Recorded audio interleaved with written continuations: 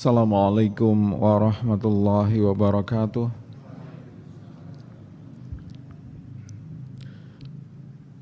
Alhamdulillahilladzi anzala sakinata fi qulubil mu'minin liyazdadu imanan ma'a imanihim. Asyhadu an la ilaha illallah wa asyhadu anna Muhammadan abduhu wa rasuluh.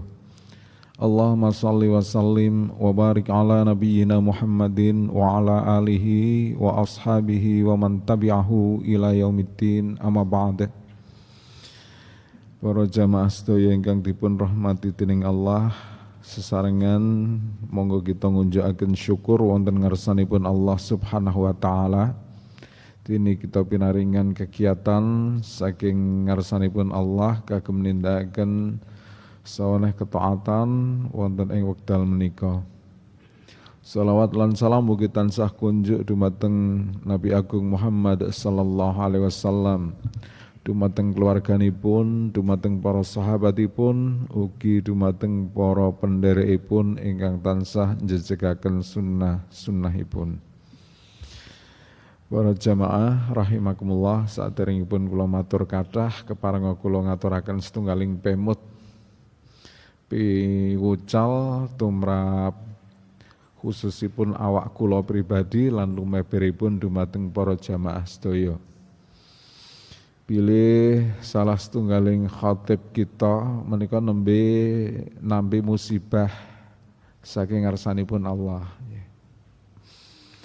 Kita sesarengan saged mendhet piwucal saking prastawa menika. Pilih yang namanya amanat itu berat dan tidak setiap orang itu sanggup untuk memikul maupun mengembannya.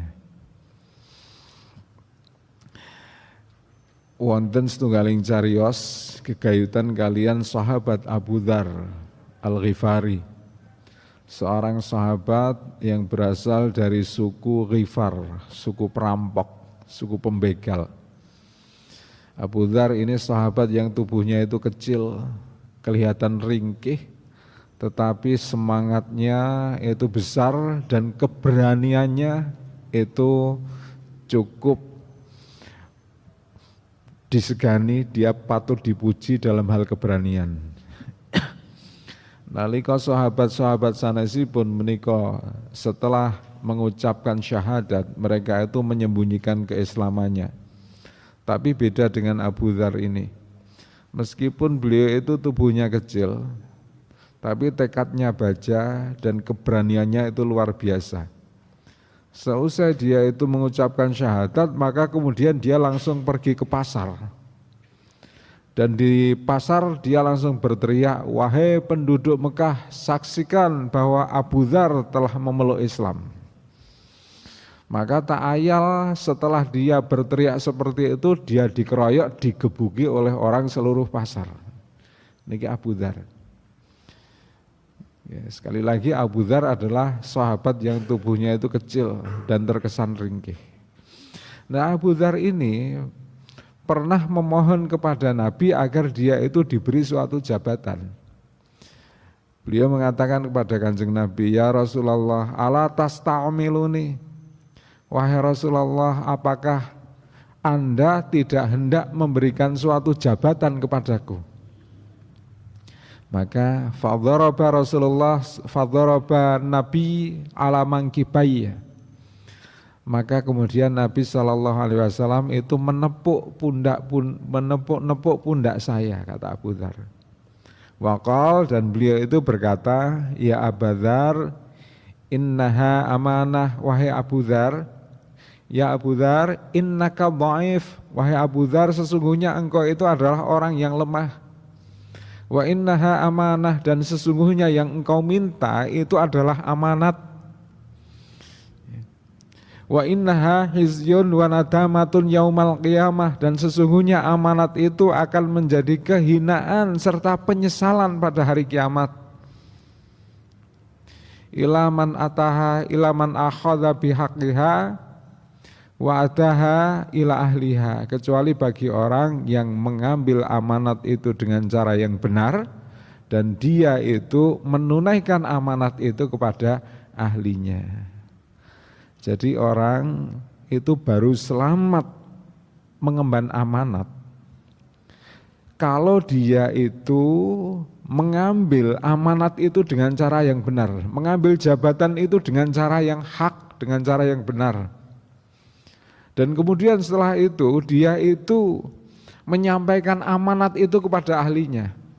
Dia melaksanakan tugas-tugas yang ia emban sesuai dengan jabatannya itu.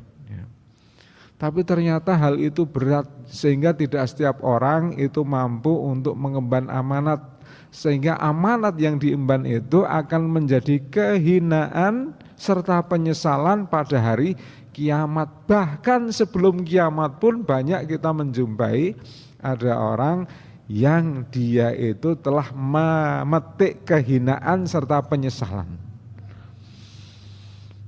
Jelas nggih menika nggih?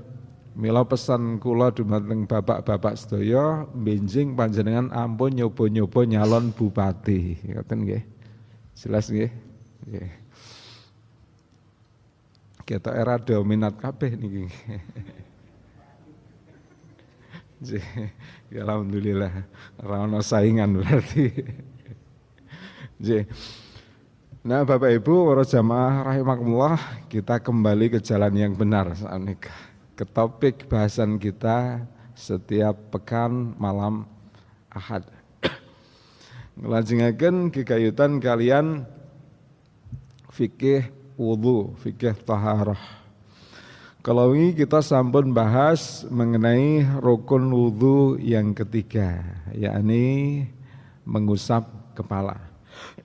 Selanjutnya kita membahas rukun wudu yang keempat, membasuh kedua kaki hingga ke mata kaki. Dipun sebataken warabi'u, dan rukun wudu yang keempat ghuslur rijlaini ma'al ka'bain.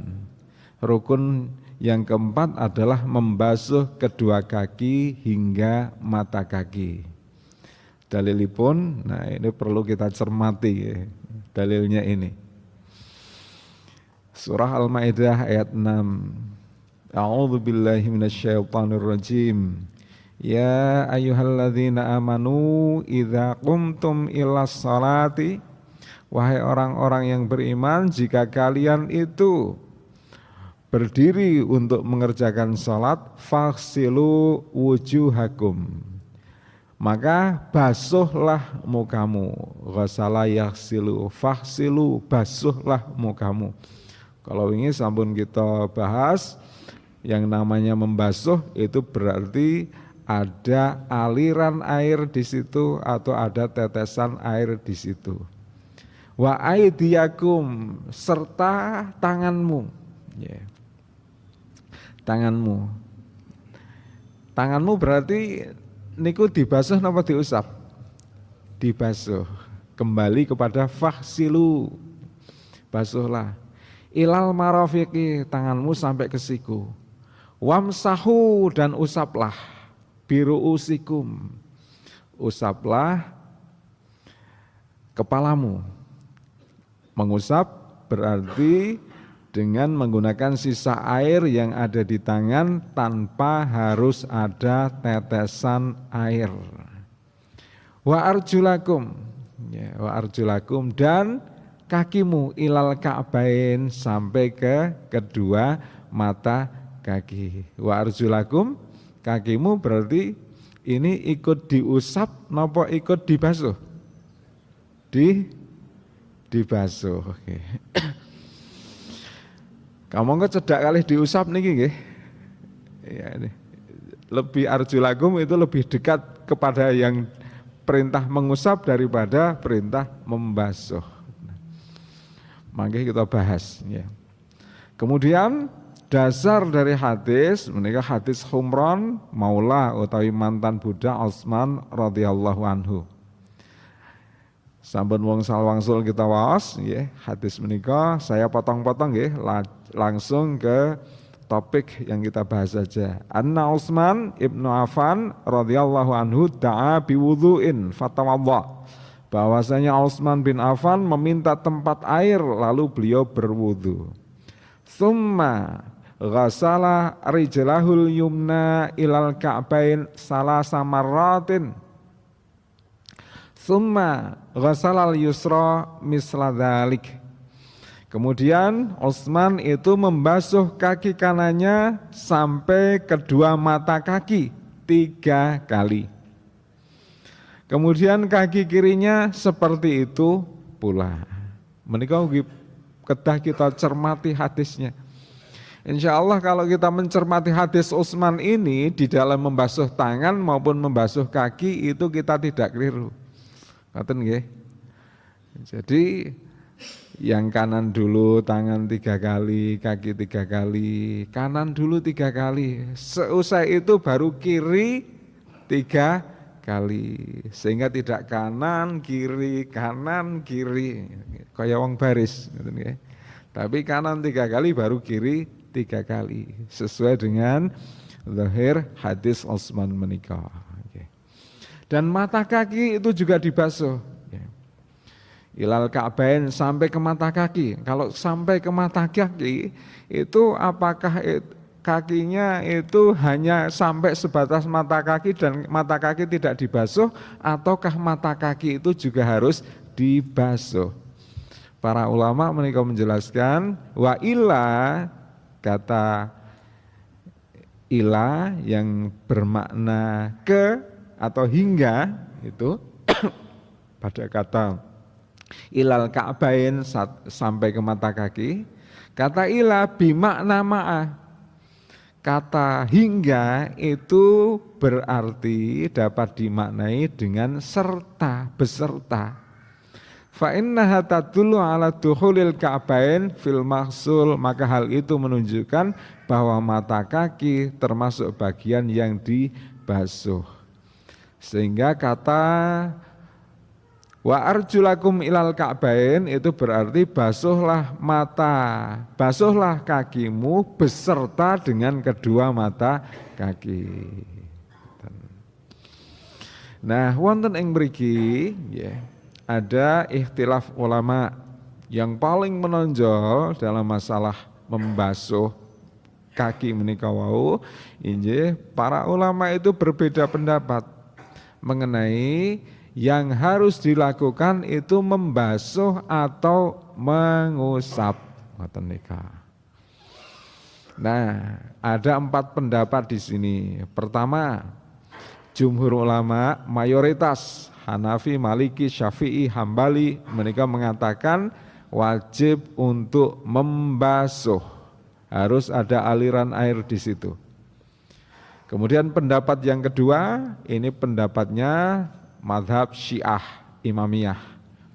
Itu tidak perlu dibasuh, melainkan cukup diusap. Yang ketiga, ini pendapatnya Hasan Al-Basri serta Ibnu Jarir At-Tabari. Boleh memilih antara membasuh atau mengusap. Sehingga bebas, mau diusap monggo, mau dibasuh juga silahkan. Kemudian pendapat yang keempat itu menggabungkan membasuh dan mengusap. Ini pendapat dari Abu Dawud Al-Zahiri, dan saya tidak mendapatkan penjelasan mengenai apa yang dimaksud dengan menggabungkan antara membasuh dan mengusap menika. Saya buka-buka di berbagai literatur itu belum saya jumpai penjelasan mengenai yang dimaksud menggabungkan membasuh dan mengusap niku kados pundi. Sebab ketika seseorang itu membasuh itu otomatis dia juga sudah mengusap. Ngoten niku. Kenging napa wonten perbedaan pendapat ulama mengenai masalah membasuh atau mengusap itu. Niki rada rumit nggih. Ning paling boten kita mendapatkan satu gambaran secara global mengenai kenapa ada perbedaan pendapat ini. Jadi Al-Quran menika nggih, itu awalnya kan tanpa ada tanda baca nggih, tanpa ada tanda fathah, kasrah, dhammah. Bahkan sebelumnya tanpa ada tanda titik. Ngoten niku nggih. Jadi tidak ada tanda titik niku. Kok bisa membaca? Nggih, karena orang Arab itu mereka mengandalkan kepada hafalan. Ngoten niku, dadi apal ini harus dibaca apa, yang itu harus dibaca bagaimana, itu hafal meskipun tidak ada tanda titik. Tapi ketika Islam itu telah menyebar ke seluruh penjuru dunia, termasuk ke negeri-negeri ajam, negeri-negeri non-Arab yang mereka itu tidak paham dengan bahasa Arab, maka kemudian ya, ada ide untuk memberikan harokat, memberikan tanda baca pada huruf-huruf Arab menika. Yang mempelopori nggih nek mboten kelentu inggih menika Abu Aswad Ad-Du'ali. Nah, sehingga nggih, karena tidak ada tanda baca itu, ketika membaca wa arjulakum ilal ka'bain niku ada dua macam bacaan atau ada dua macam qiraat cara membaca. Yang pertama itu membacanya dengan fathah. Wa arjulakum ilal ka'bain. Ngoten niku. Nah, kemudian yang kedua ada yang membacanya dengan cara kasrah. Wa arjulikum ilal ka'bain. Ngoten niku. Nah, ini beda tanda baca, ini maknanya sangat berbeda, bertolak belakang. Ngoten niku. Maknanya bisa bertolak belakang. Ya, saya kasih contoh yang lain. Ya.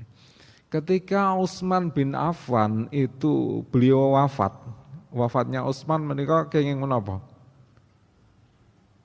Dibunuh ya, dibunuh oleh demonstran waktu itu.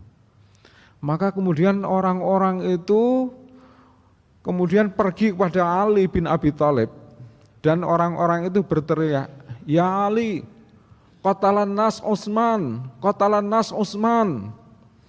Ali yang mendengar itu kemudian dia menghardik dengan nada marah. Kalau bicara yang jelas, siapa membunuh siapa? Karena kalau seseorang mengatakan qatalan nas Utsman itu bisa berarti wahai Ali, orang-orang membunuh Utsman, atau bisa berarti sebaliknya, Utsman membunuh orang-orang. Sing bener sing endi? Sing dipateni Utsman atau orang-orang. Nah, kenapa demikian? Karena menika wau. Maka kemudian Ali bin Abi Thalib itu memerintahkan kepada Abu Aswad Ad-Du'ali untuk menyusun ilmu nahwu, termasuk memberikan menapa tanda baca di dalam huruf Arab menika wau. Qatalan nasu Utsmana. Qatalan nasu Utsmana itu berarti orang-orang membunuh Utsman. Tetapi kalau qatalan nasa Utsmanu itu berarti Utsman membunuh orang-orang. Beda adoh ta niki nggih, hanya berbeda harokat. Sehingga ketika seseorang itu mengatakan qatalan nas Utsman itu enggak jelas siapa membunuh siapa. Sehingga kalau bicara yang jelas, ya, Ali mengatakan demikian, bicara yang jelas gimana? Qatalan nasu, nah, Utsmana, atau qatalan nasa Utsmanu. Nah, padahal yang dimaksud adalah qatalan nasu Utsmana, orang-orang membunuh Utsman. Semanten ugi kata wa arjulakum dan wa arjulikum menika ugi nggadahi arti yang sangat berbeda. Kalau kata wa arjulakum ya, itu berarti mata kaki, kaki dan mata kaki itu harus dibasuh. Tapi kalau dibaca wa arjulikum, maka kaki dan mata kaki itu cukup diusap. Kenapa demikian? Ya. Kalau dalam ilmu nahwu bahasa Arab, arjulakum menika disebut sebagai maktuf atau kata yang disambung dengan wa. Wa itu artinya dan dari kata sebelumnya. Kata sebelumnya itu disebut maktuf alaih. Kata sebelumnya menapa? sebelum kata arjulakum ya, yang disambung dengan dan menika, yakni kata wujuhakum, wajah. Wajah menika perintahnya diapakan? Perintahnya adalah dibasuh. Maka sehingga dibaca basuhlah wajahmu dan kakimu. Dengan demikian maka kaki itu dibasuh kalau dibaca dengan fathah wa arjulakum. Nah, kemudian kenapa kok menika kaki itu menapa menika wau diselingi dengan mengusap kepala. Dados kan niki perintahnya adalah basuhlah wajahmu. Kemudian tanganmu sampai ke siku. Wajah dan tangan itu dibasuh, kemudian diselingi dengan wamsahu biruusikum, usaplah kepalamu. Kemudian wa arjulakum itu kembali kepada disandarkan kepada menika wau faksilu, disandarkan kepada wujuhakum, wajahmu, sehingga kaki itu dibasuh. Kok disandarkan ke situ, bukan disandarkan ke kalimat yang ada di depannya persis. Ini untuk menunjukkan urut-urutan. Urut-urutannya adalah pertama adalah membasuh wajah dulu, kemudian membasuh kedua tangan sampai ke siku. Urutan ketiga adalah mengusap kepala, dan urutan keempat baru membasuh kedua kaki sampai ke mata kaki. Nah sekarang kalau dibaca wa arjulikum, wonten ingkang maos wa arjulikum. Arjulikum ngangge kasroh itu disandarkan kepada ayat yang ada di depannya yang juga menggunakan kasroh. Menapa? Biruusikum. Ruusi itu menggunakan kasroh. Sehingga kata yang ada di belakangnya setelah wa, setelah dan, arjulakum itu dibaca arjulikum. Biruusikum itu diusap, maka arjulikum kaki itu juga diusap. Ini yang menjadikan adanya perbedaan pendapat para ulama mengenai apakah kaki itu dibasuh atau diusap, karena perbedaan cara membaca. Nah, dari dua macam pendapat ini, pendapat yang dianggap rajih utawi pendapat yang dianggap lebih kuat adalah pendapat pertama, yakni membasuh. Kenapa? Ya menika fungsi hadis adalah untuk bayan, penjelasan, bayan tafsir, menjelaskan mengenai perintah Allah. Jadi kalau Allah itu memerintahkan aqimus shalah, maka dirikanlah salat. Tata cara mengerjakan salat itu dijelaskan oleh hadis-hadis Nabi. Begitu juga dalam wudhu ini.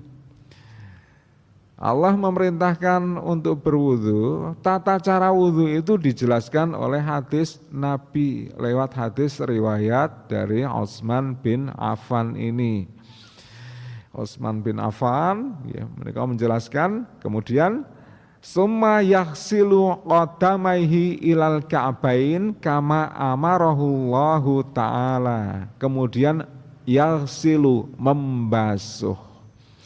Nah, kalau begitu, maka berdasarkan penjelasan dari hadis Nabi ini, yang benar kaki itu adalah dibasuh sebagaimana yang dikerjakan oleh Utsman bin Affan, bukan diusap. Yang kalau Syiah itu kan membenci kepada sahabat Utsman bin Affan, sehingga Syiah itu tidak menggunakan hadis Utsman ini.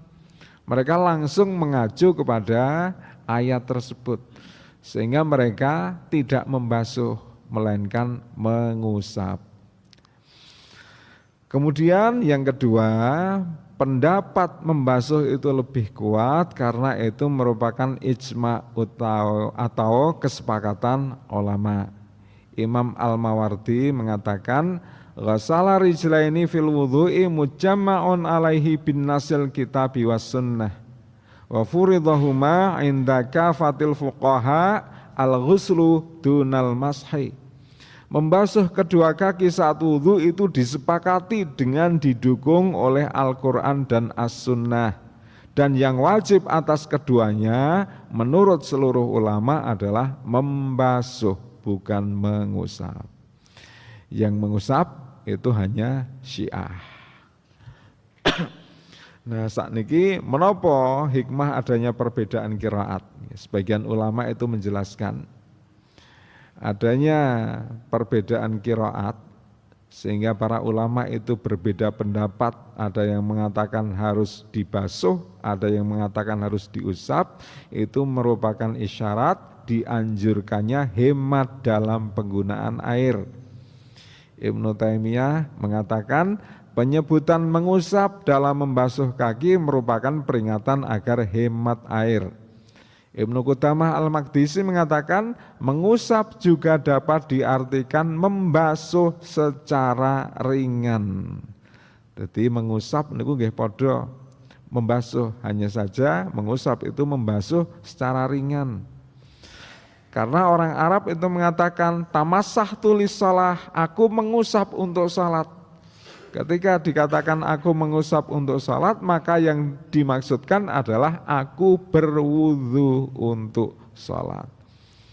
Artinya ya, kata tamassaha atau membasuh, mengusap di situ yang dimaksud itu bukan mengusap melainkan membasuh dengan ringan, atau juga bisa disebut dengan membasuh itu sendiri. Sapunika kaifiyah utawi tata caranipun membasuh kaki. Pertama, menika ya. Membasuh dengan menggosok. Sumahsil rijlaika ma'al ka'baini bidalki salasan. Lalu basuhlah kedua kakimu beserta kedua mata kaki dengan digosok 3 kali. Dasaripun hadis saking Abdullah bin Zaid. Anna Nabiyya sallallahu alaihi wasallam tawadda'a faja'ala yaqulu hakadha yadluk.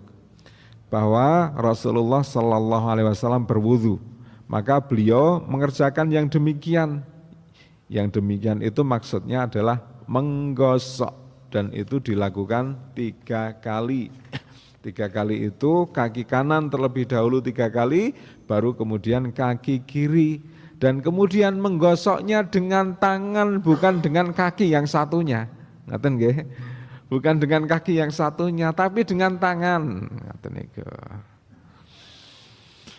Kemudian yang kedua adalah menyela-nyelai jari kaki. Wa khallilil asabi'. Sela-selailah jari kaki. Dasaripun hadis asbihil wudu'a wa khallil bainal asabi'. Sempurnakanlah wudhu kalian dan sela-selailah jari-jari, baik ketika membasuh tangan, menyela-nyela jari tangan, maupun membasuh kaki dengan menyela-nyela jari kaki. Kemudian yang ketiga adalah memulai dari kanan. Ini jelas dasaripun hadis saking Aisyah, karena Rasulullah sallallahu alaihi wasallam yuhibbu tayamuna fitana'ulihi wa tarajjulihi wa tuhurihi wa fi sya'nihi kullih. Bahwasanya Rasulullah sallallahu alaihi wasallam suka mendahulukan bagian kanan dalam memakai sandal, bersisir, bersuci, berwudu, dan dalam segala hal lainnya. Kemudian yang keempat, menika penting, wa ta'ahad ghaslahuma, dan sempurnakanlah membasuh kedua kaki itu. Sempurnakan itu berarti dalam membasuh kedua kaki itu semua itu harus kena air.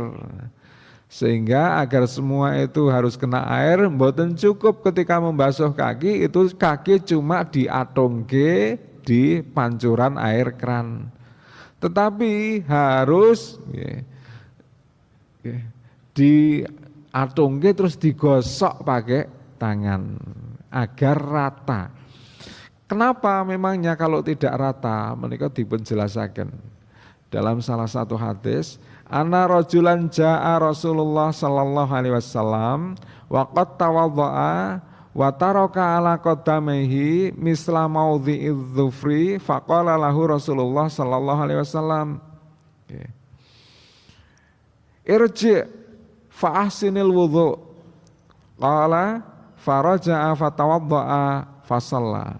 Sungguh telah datang kepada Nabi sallallahu alaihi wasallam seseorang, ia telah berwudu tetapi meninggalkan sebagian kecil telapak kakinya sebesar kuku. Artinya ada telapak kakinya yang tidak terkena air wudu. Maka bersabda Nabi sallallahu alaihi wasallam, kembali dan perbaikilah wudumu. Berkata Umar, orang itu lalu kembali berwudu lalu salat. Kemudian yang kedua, hadis dari Abdullah bin Amr. Takhallafa Rasulullah sallallahu alaihi wasallam fi safarin. Safarnahu fa adarakna wa qad arhaqna salatal asri. Wa nahnu natawaddau faja'alna namsahu ala arjulina fanata bi'a'la sautihi. Wailul lil aqabi minan nar marratain aw salasat. Kami pernah tertinggal dari Rasulullah sallallahu alaihi wasallam dalam suatu safar. Kami lalu menyusul beliau dan ketinggalan sholat, yakni sholat asar. Kami lalu berwudu sampai bagian kaki hanya diusap, tidak dicuci, tidak dibasuh. Karena tergesa-gesa. Sehingga wudunya niku mboten sempurna. Lalu beliau sallallahu alaihi wasallam memanggil dengan suara keras dan berkata, celakalah tumit-tumit dari api neraka. Beliau menyebut 2 atau 3 kali. Maksudnya adalah bahwa tumit-tumit, tumit itu apa ya? Bagian tungkai, bagian ini belakang kaki ini, itu ketika berwudu itu ada orang yang karena wudunya itu tidak sempurna, tidak menggosoknya dengan tangan, maka bagian tumit itu tidak terkena air wudu. Nah, tumit ini akan terjilat oleh api neraka. Maka kemudian Nabi memberikan peringatan dengan keras. Wailul lil aqabi minan nar, celakalah tumit-tumit dari api neraka. Bagaimana kalau bukan tumit? Misalnya tangan, sama. Yang disebutkan oleh Nabi di sini tumit, tapi ini bermakna untuk seluruh anggota wudhu yang lain. Anggota wudhu yang lain itu harus dibasuh atau diusap dengan sempurna. Sebab ketika kita tidak sempurna mengusapnya, ada sebagian kecil saja dari anggota wudhu yang belum kena air, itu bisa terjilat api neraka. Kalau kinten menikah Bapak Ibu, rukun wudhu yang keempat, insyaallah nanti akan kita lanjutkan rukun wudhu ke-5 dan ke-6. Semoga bermanfaat, ada kurang lebihnya mohon maaf. Nasrun minallah wa fathun qarib wa basyiril mu'minin. Wassalamualaikum warahmatullahi wabarakatuh.